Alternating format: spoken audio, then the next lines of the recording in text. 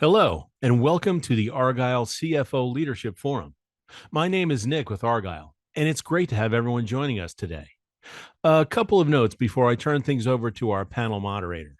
First, a quick reminder to stop by our sponsors' virtual booths at any time during today's event and for the following week. Our partners are committed to providing you with valuable content and a great overall experience. At any time during today's event, you can visit their virtual booths from the main agenda page, which include complimentary materials, information, and meet and greet opportunities. To ask questions throughout the session, simply type into the Q&A chat, and we will address your questions at the end of the session. Now, without further delay, I would like to introduce our moderator, Nayeb Siddiqui, Chief Financial Officer, Resi 360. We are excited to have Nayeb and our panelists for a panel discussion titled The CFO's Guide to Kickstarting the Digital Finance Transformation Journey. Welcome, Nayeb. Over to you. Thanks a lot. Hi, everybody. I'm Nayeb Siddiqui. I'm CFO and Head of Strategy for Resi 360.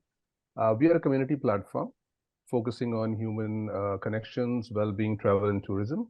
I'm based out of Silicon Valley, California. Today, we'll be talking about kickstarting the digital transformation journey for the finance function. I've got the privilege to moderate the discussion today with our very highly experienced finance leaders. I would like to request our panelists to introduce themselves. I'll go from the right side of my screen, and so I can start with Kyra. Kyra, please go ahead. Hi, thanks for having me today. So I'm Kyra Coker, CFO and Company Integrator for National Roofing Partners, commercial roofing single source national company based out of Dallas. And I've been here for about 6 years. Before that, I was at a concrete specialty subcontractor, large sub-regional. And so I've been in construction finance for about 20 years. And prior to that was in telecom finance. Been excited to be here. Innovation, I think, is at the core of everything that we do. So, okay, so I would go to Scott next. Hi, my name is Scott Searles. I'm a Senior Director of International Finance at Walmart. I help out really doing FP&A work for all of our investments, particularly focused on technology and digital penetration of our customers. Walmart International, for those who are not familiar, it works in about 7 different markets, 20 different countries around the globe, including China, India, Mexico, Canada, and some others. And happy to be here. Thank you, Noah. Thank you, Scott. Seema. Hi, my name is Seema Jayant. Currently, I'm working as a Director of Global Financial Systems. I have around 25 years of experience in IT, mainly like doing IT ERP implementations and digital finance transformation. I've worked mostly on the SAP implementation in my career for about 22 years. Prior to that, I did work on a couple of years on Oracle financial applications early in my career. I did my master's in commerce from India, with majoring in finance, accounting, and banking. And here, after coming to US in 2000, I did master's in information system management. So I wanted to do something like, utilizing both my functional and technical knowledge and experience. That's how I ended up in being a SAP consultant. Started my career as like a hands-on SAP consultant in FICO area, finance and controlling. And from there, I moved on from consultant to project manager and the engagement manager. And now today I'm working as IT Director of Financial Applications.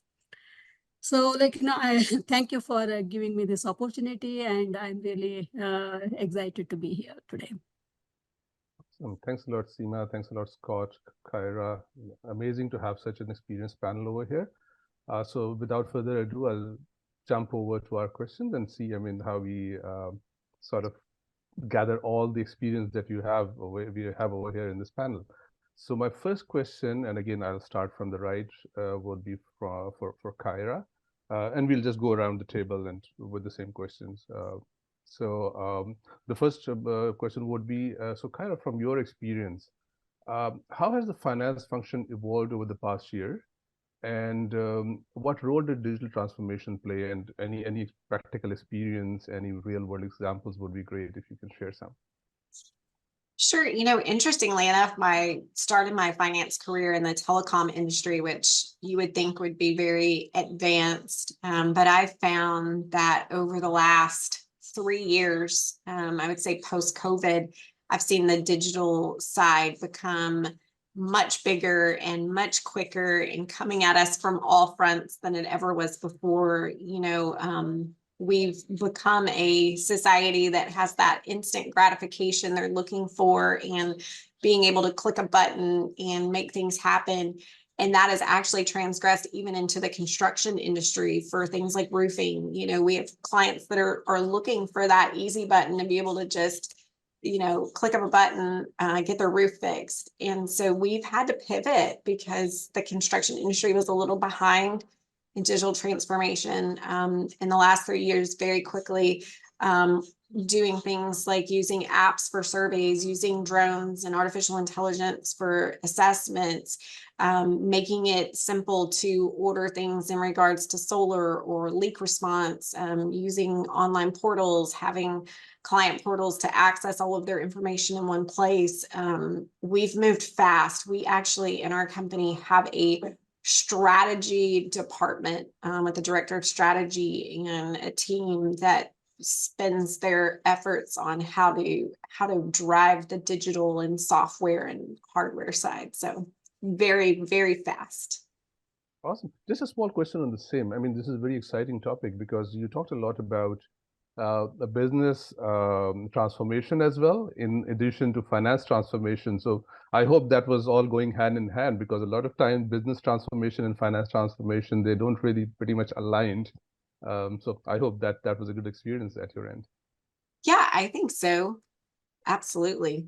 There's it's keeping up with it and balancing it on both sides is, I think, what we've all become in the finance world is almost jugglers. How do you keep all the balls in the air without one dropping? But yes, absolutely. Right. So Scott, what has been your experience? Yeah, I echo what Kira says. The last few years have been really acceleration of the transformational journey, particularly since COVID, where people were working from home and had to do this. But for us, over the past year in particular, the emergence of Gen AI and using that as a tool, not just as consumers are using it for search and other things, but really using it in finance. And what we found is it can be a game changer, but it's a dangerous tool. It works well if you have a very savvy finance professional using it, but it does sometimes tend to hallucinate, and it'll give you the wrong answer if you're not careful. And so what we've noticed is that real good experts can use this tool to make their lives a lot easier, but a novice can get themselves into more trouble than without using the tool. So it's a very interesting pivot point that we're seeing in finance, where people are using tools, but they really have to know what they're doing in order to effectively use them. Yeah, absolutely. Seema? Yeah, it is nice to hear from Kyra and Scott from the business perspective. As I said, I'm working as from the IT director, and I'll be sharing today from the IT perspective based on my experience, right? So exactly like what Kyra was saying, switching, having clicking one button, having the reports and all. So I'm working on other side to work with your business side of the people. And there is a lot of changes, from past, not too long ago, 1.5 years ago. I can share my real-time experience where today's world, the technology is so evolving, and all the ERP, my experience is in implementation of ERP technology, right? So all the ERP vendors are putting so much of effort and resources towards research, innovation, and improvements of their products. And if I have to give the real-time example, real-world example where I had gone through it, in the beginning of 2022, I was leading greenfield SAP implementation as part of financial digital transformation journey.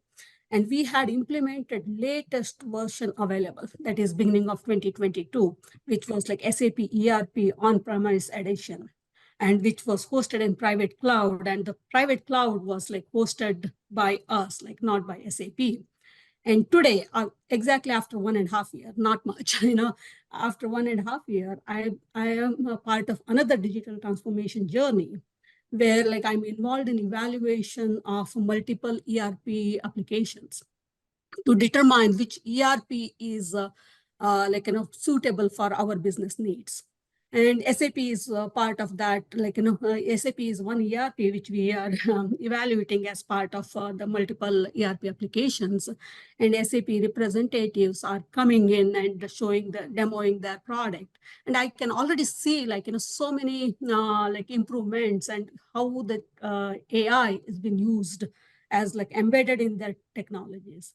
And they were saying which the edition which I used 1.5 years ago, they're not even selling that today. And today they are selling only the SAP RISE version of it, which is like entirely cloud-based, hosted on public cloud or private cloud, hosted by SAP itself. So there is they are not even selling that version which I worked, which was latest version then, like just 1.5 years ago. And it is not even available today in the market. They're not even selling to any customers.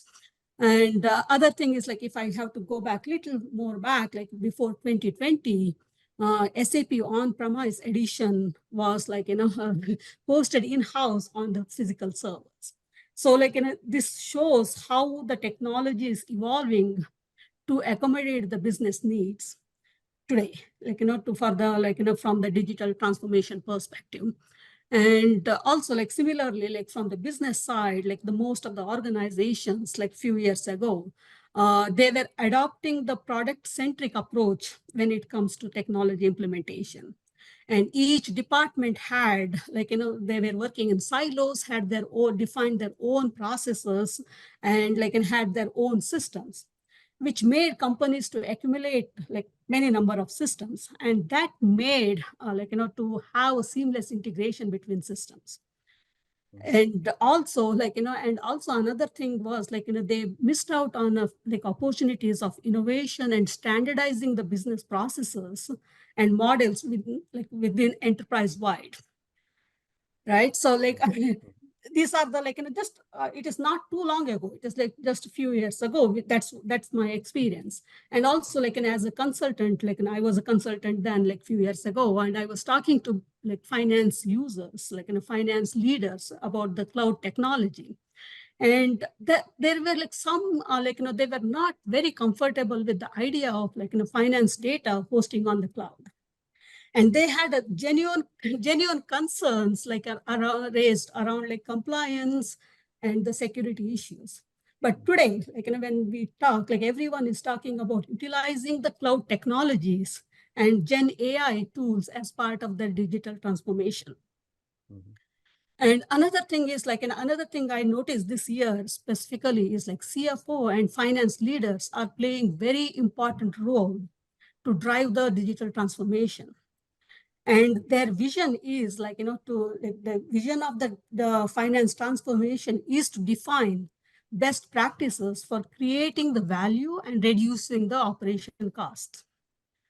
And how can we do? And to achieve this, they have to partner with the IT team, like CIO and CFO, work together and have one centralized ERP platform, which integrates well with EPM and EDW systems. EPM is a enterprise performance management system, where all the budgeting and forecasting utilized for budgeting, forecasting, and all the FP&A requirements. And EDW is data warehouse system, where which will enable them, empower them, management, and also the users to have the self reporting system, where they can format their own reports. So this, this seamless integration between three major applications enable the finance leaders to have access to real-time data. They don't have to wait for weeks together, right? That seamless integration. That's what the leaders are like finance leaders are looking for, which will lead for better strategic decisions. Mm-hmm. So Awesome. that's like, and I just tried to like, condense it, but this is what I'm looking from my expertise perspective. No, great. These are really great insights. And if I sum this up, Kyra, Scott, and Seema all talked about like in 3 different things. But actually, if you look at it earlier, if I go back 5 years ago, it was when we talk about finance transformation, we were always talking about like accounting software, we were talking about some underlying finance software. But now I feel that things are moving more towards integration. Business transformation is going hand in hand with finance transformation, and there is a link between the two.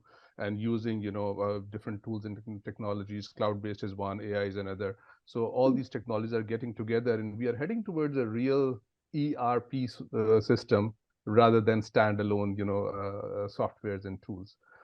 So that's where it is. But my next question would be around, tethered on the same, because with all these different software tools, investment opportunities available, or transformation opportunities available, how do we assess which investment is the right investment to make in terms of digital transformation? So maybe Scott, if you can start on that.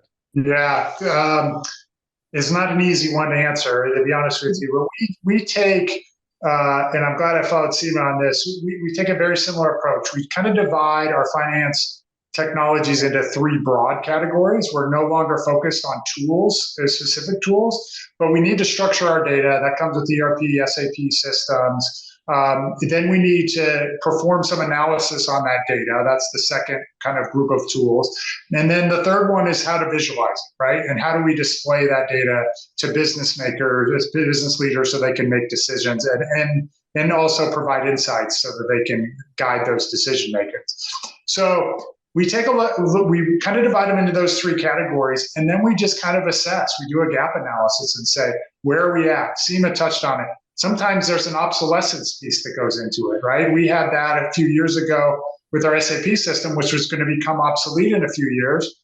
And so that kind of dictated our investments. Other times it's about how impactful is this going to be the business? Does this really speed decisions? Does it really provide insights? And so maybe that'll go above the line and push something below the line on our investment profile. But we really kind of, like I said, divide it into these 3 categories, do a gap assessment, and then see what's going to be the most impactful under the lens of where we're currently at and where we want to go in the future. So, Kyra, how do you look at this question? Yeah, very similar to Scott and Seema, we always are going through quite a vetting process. We've actually found some instances where the vetting process actually took longer than it probably would have to actually implement the software, but that was necessary to make sure it was worth the cost. There's the hard cost of the software, but there's also the soft cost of your people and time and effort to implement. And so we actually take a lot of effort to really vet them out, just like Scott and Seema. I like the term the gap analysis. That's a fantastic point and the best way to look at it.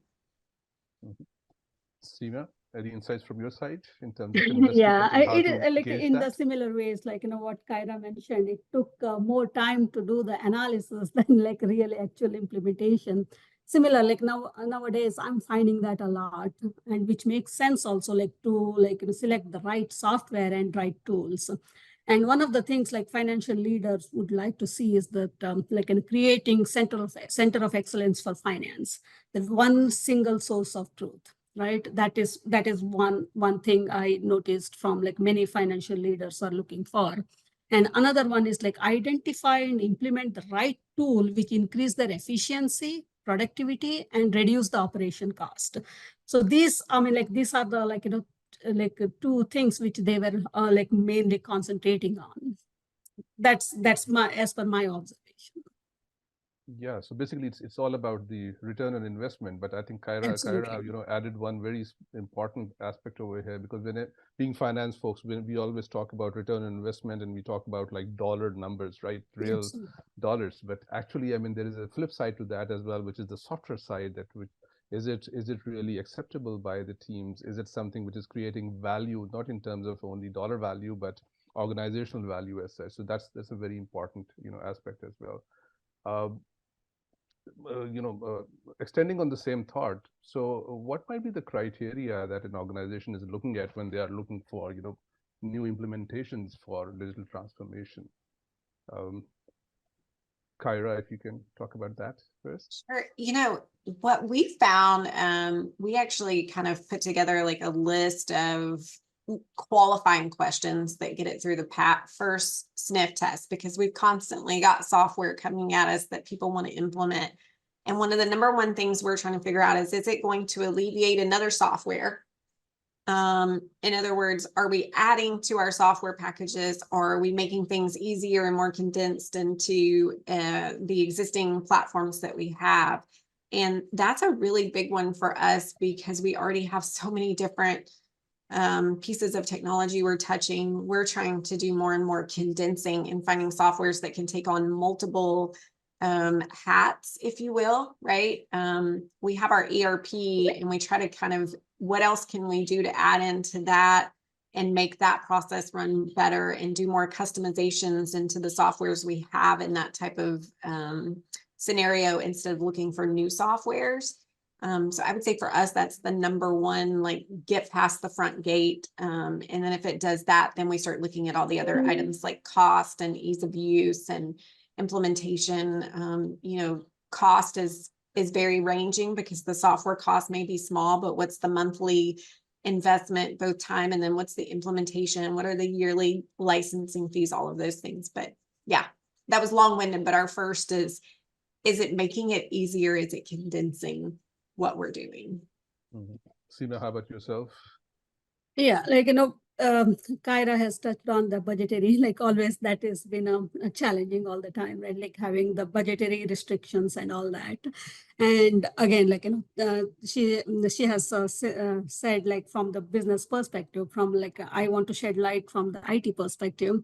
The main thing which comes into my mind, the criteria is like, it should be data-driven system. Okay, like it is all about data, data, and data. So all finance leaders would like to have the ability and an ability to see the whole picture, instead of just finance phases, because the finance comes and it's a backbone from all the other processes. The data should flow into the in the final at the end of the day, it's the financial statements, right? So giving that visibility to data is one of the important thing which leaders, finance leaders would like to see. And that will give the focus on financial reporting, and also budget and cost management, that entire holistic view. And other one which I can think about, they need a system which is like an inclusive, agile, to meet the ever-changing needs of the business, because that gives to accommodate whatever needs, changes come into business. So that is another thing. And the last but not least, which I can think of, is that there is a critical link between sustainability and also the business growth. So the system should be able to handle the today's needs, as well as the growth in the future.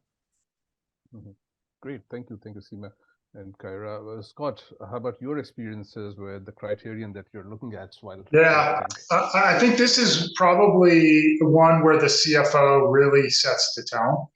To be honest with you, you got to be honest with yourself of where you want to go. It's impossible. Budgets, I don't know a business. I've never worked in a business where budgets are unlimited and you can just be the best at every piece of technology and get the bleeding edge of everything.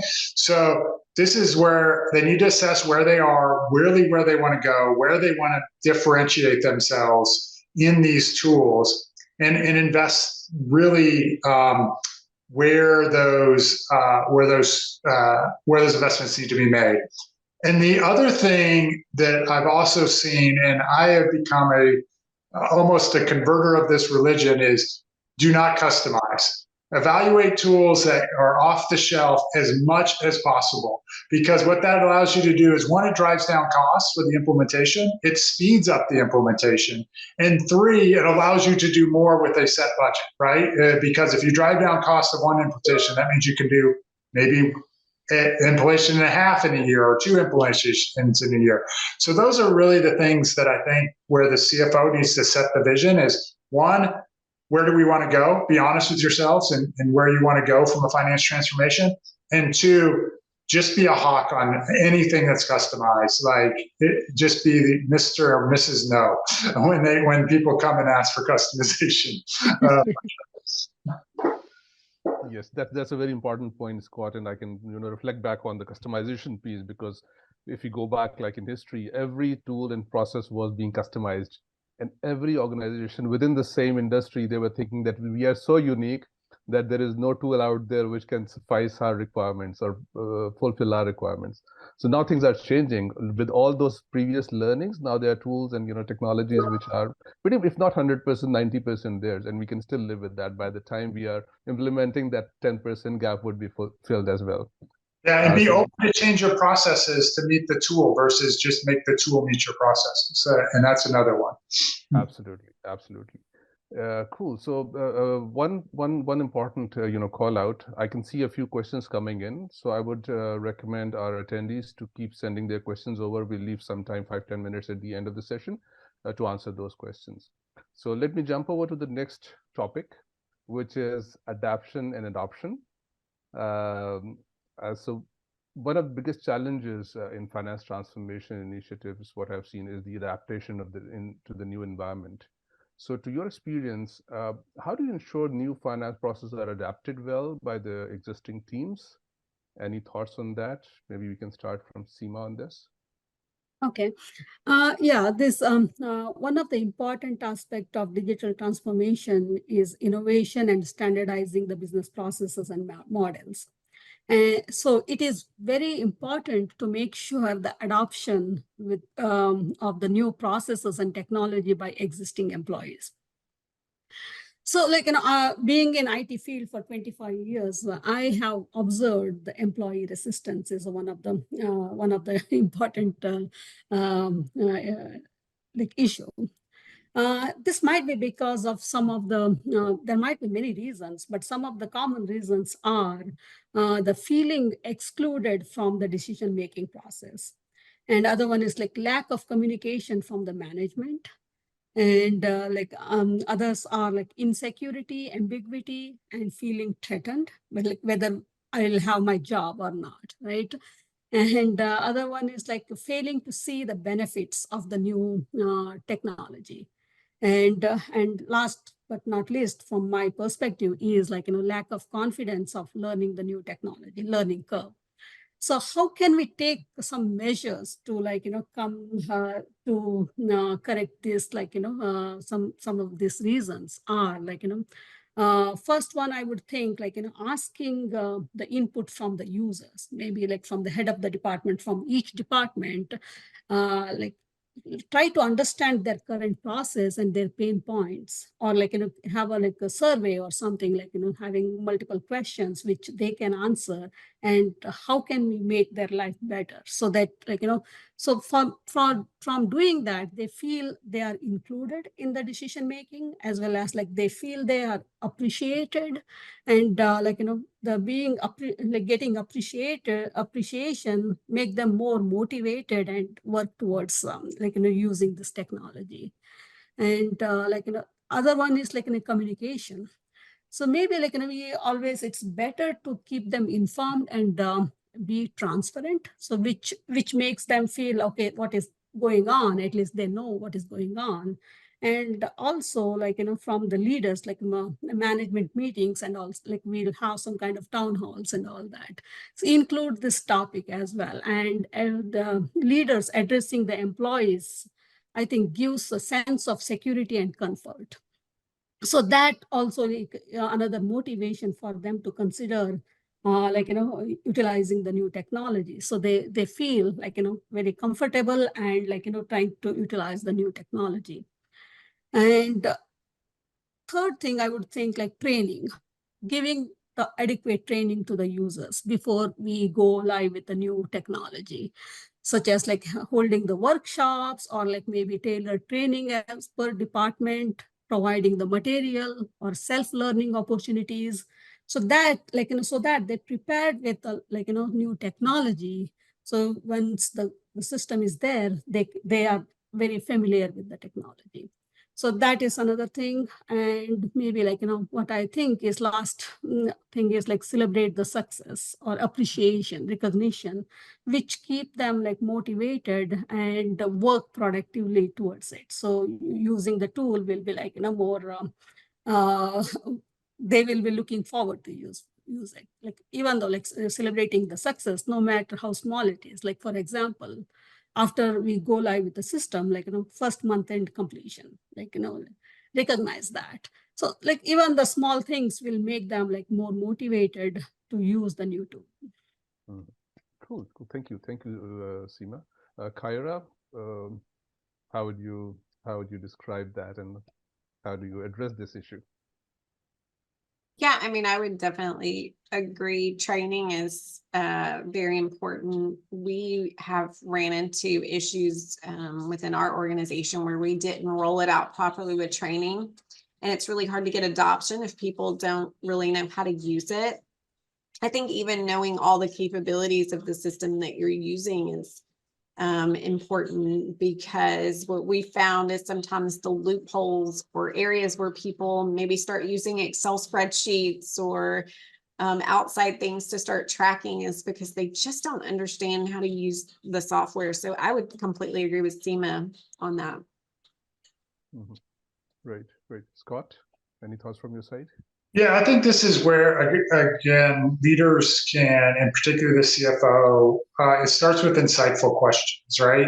Ask for deliverables in the new format or in the new tool. We implemented a driver-based forecasting tool. So asking questions like, which drivers did you pick?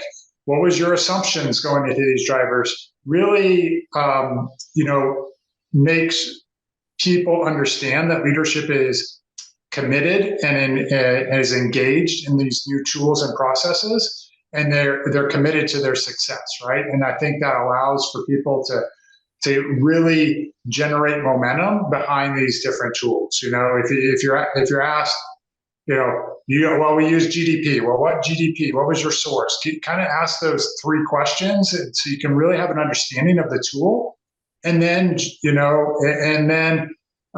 keep following up. So I think it's really about asking the right questions to the team. Right. Absolutely. Very, very relevant points. Thanks a lot, folks. I mean, it was very detailed. Seema, you covered almost, everything around. So likewise, Kyra and Scott. One thing which I would maybe add would be empathy, because being leaders, we have to show a lot of empathy to our team members, because change is something none of us like. And while they're going through that change and they're adopting and trying to do the adaptation within the new environment, I think if we can, take our employees, our team members with open arms, if they're failing anywhere, if they're feeling stress, if they're, feeling a threat on their jobs, if we show that empathy that we are with you, it's a journey for us to, implement a new tool, technology, and this is for the betterment of the whole team and the organization as such. I think, that will go a long way with successful adaptation and adoption. On the same line, it's almost the same question, but with a little bit of twist. How about employees who feel reluctant embracing the change? How to address that?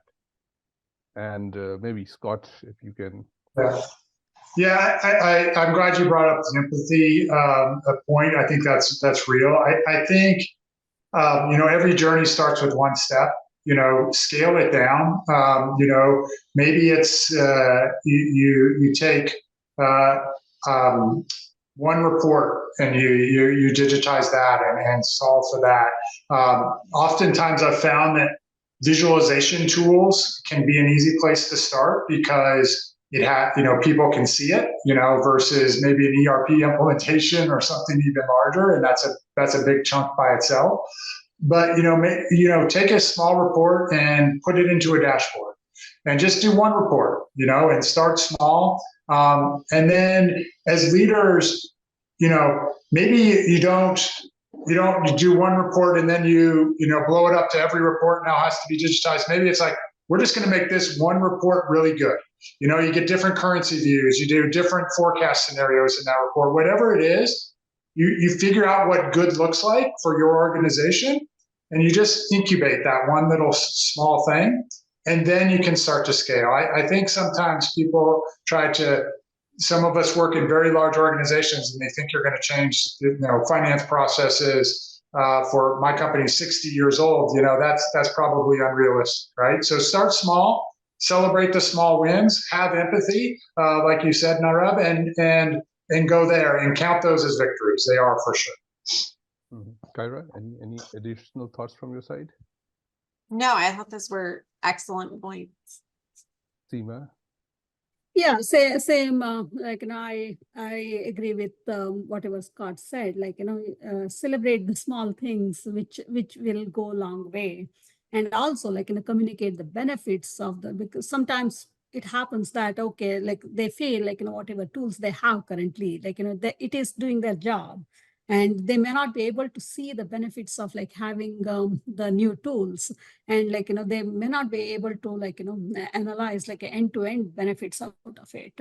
So maybe educating towards that would definitely help, and also maybe including those users to when the product vendors are coming and doing the demos, including them in those kind of workshops, which are related workshops for them, where they can see by themselves, and encourage them to ask questions and get the feedback from them. So that would, I think, will also change their perspective, and they can see the benefits out of it, and which will motivate them to use that new technology. Thank you, Seema. Okay, I can see quite a few questions coming up from our attendees.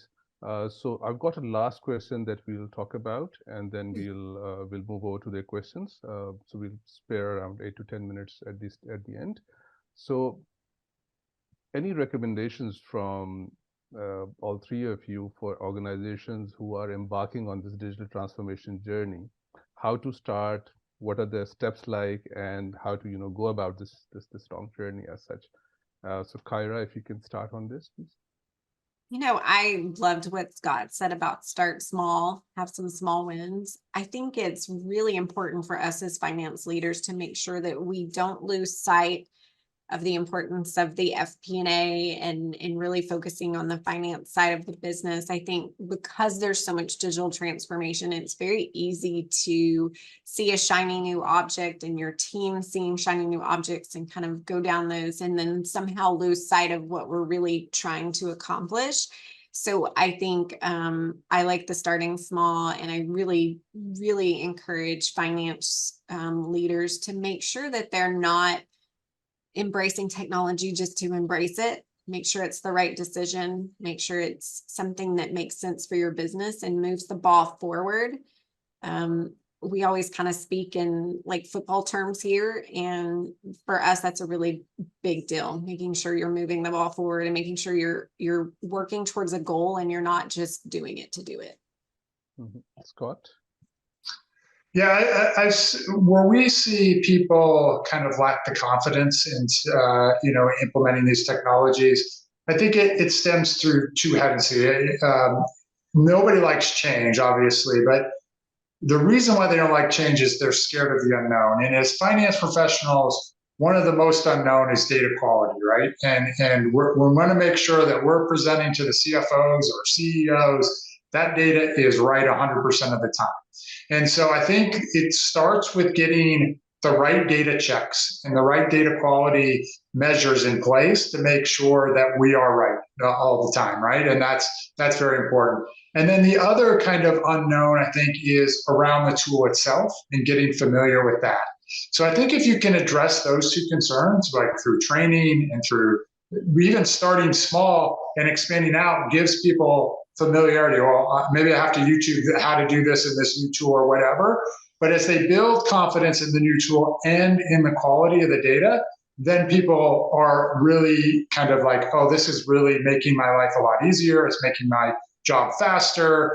All those benefits that we want in a digital transformation start to really resonate. So that's really where I focus my efforts, is in that data quality as well as learning the tool. Mm-hmm.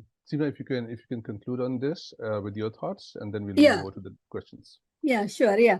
I agree with both, like Kyra and Scott. Like what Kyra said is, like, start with the small, have a vision. What do you want to achieve as part of your digital transformation? So decide on your focus and prepare for like the upcoming changes, right? So that is one thing. Focusing in one particular goal would be like a first starting point.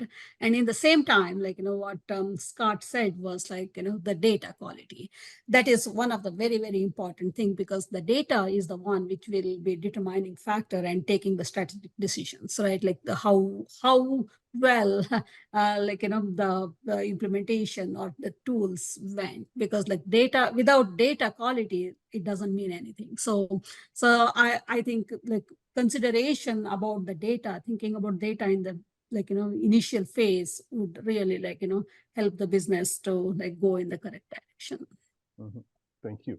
So so these were all the topics that we wanted to cover, folks. I've got a few questions coming from our attendees. Let me go over them, and then we'll go around the panel to discuss those. The first question is, it's very exciting. I really like this question. So it says, at this point, haven't most organizations already started some type of digital transformation? But if they haven't yet, why is that so? So anybody from the panel who would like to take this one up first? I'll take this one. I think it's because most times they haven't started their digital transformation because they don't see the value in it, right? And so that's why it's another, we talk about starting small. People start to see the value of it, right? You start to have employees doing less, just simple pivot tables and simple, analysis and sorting and these kind of things. These advanced tools can do this, automated way. And so you can really focus your time on getting those insights and making it impactful, as Kyra said, moving the ball forward, right? And it puts the computer doing computer tasks, and it lets humans do what they're really good at, which is looking for threads, looking for trends, deciding where we should move the business. And that becomes really exciting. But if you haven't started on that journey, you've never had that experience, right? You never scored the touchdown. You've never had that win. And so if you don't even have a small win underneath you, there can be some hesitancy, like, everything's great. Why would we change? And so that's where I think you really need to start small and just say, hey, we don't even know if this thing's going to work out, but let's start small. We'll do a little experiment, see if it helps people's work lives become better, and then you can build from that. Mm-hmm. Thank you. Any other thoughts from the panelists, Kyra or Seema? Yeah, I mean, many of the companies are going through this process, but again, process itself, selecting the right tool and right, having the budget approved. Those are the things which is maybe making delay in taking off on this journey. And as Scott said, maybe because this going through the entire journey is multi-year project. It's not it'll be done in a year or so, right? So that's maybe taking up the small chunk at a time will allow us to start sooner, so that it is good from the budget perspective also.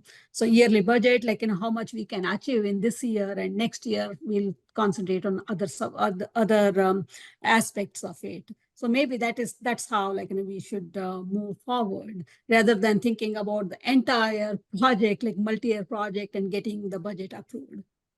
Mm-hmm. Cool. So let me jump over to the next question, which is, what do successful digital transformation initiatives look like?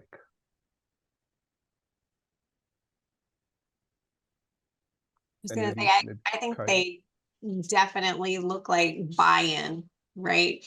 I think Scott mentioned it early or in the conversation about having the CFO really driving it. But yes, having finance leaders driving it and setting the expectations and the accountability that this is what we're using and this is the expectation. You can't have a successful digital transformation if you don't have the buy-in from the top and don't really set the accountability that that's what we're going to do and that's what we're going to use. Any other Yeah. thoughts, Seema? Yeah, I agree with that approach, right? Like where, like, like from this year, like at least like, last year or so, I have noticed the finance leaders are like taking the in charge or like, driving this digital transformation journey will really help. And saying like, what is the vision? Like, what are we trying to achieve? And defining those requirements, like from the finance leaders or business leaders, is the first starting point, and buy-ins from all the leaders, stakeholders, and all. That is the initial solid requirement gathering will help us then defining what we need and building upon that the transformation or building upon those tools and all will help. Scott, any thoughts from your side? Yeah, I think there's two. Obviously, the one about is it actually making your business better? Are you hitting your financial goals? Are you growing revenue? Are you reducing costs? Those kind of things. I think that's one criteria for measuring a digital transformation. The other is really around employee engagement. Are your employees enjoying the job more? Are they not doing menial tasks? Are they letting the automation take over, and they're focused more on decision making and making recommendations and adjusting, doing different scenarios, and that kind of analysis that they really want to do and why they chose finance as a function to do. So I think those are the two criteria: is your employees getting more engaged, and then are you seeing successful business results of your finance transformation? Cool. Thanks a lot. So basically, the concept I'm hearing are, you have to have a North Star. You have to know where you are heading to. Are we all engaged? Is the organization going in sync, or it's disparate? And what is the cost benefit analysis? So all these different, aspects we have to look at when you're assessing the successful or the success of a transformation. Last question that we have received, I think it's talks about what is the biggest bottleneck or delay you see once companies start their transformation journey. So who would like to start? Maybe again, Kyra, if you can go ahead. I will say, other than the buy-in, one of the biggest bottlenecks I have seen is when you do start running down the route of implementation and customizations and all of that, if you don't have a clear path and what it was included in both sides of that, it gets bottlenecked when you start running into, well, that wasn't included or this wasn't included. And that really hurts the process. And I've seen people spend a lot of money and a lot of time in that bottleneck. Yeah, I agree with that. Definitely, changing the scope, like when we are in the middle of it, and changing the scope would definitely delay the process and the project. Scott? I don't think we can ignore our roles as leaders, though, either. Like, we have to be adaptable. If we're asking our employees to change, we need to be willing to change as well. And that means, the format that we get it in,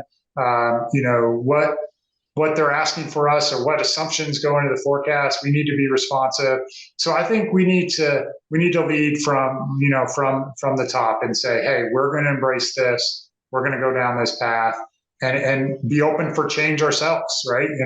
It's very frustrating for the teams to change their process, and the CFO asks for the same report in the same format, right? And now they're reformatting it from the new process to the old one. So I think we need to be willing to change as well. Awesome.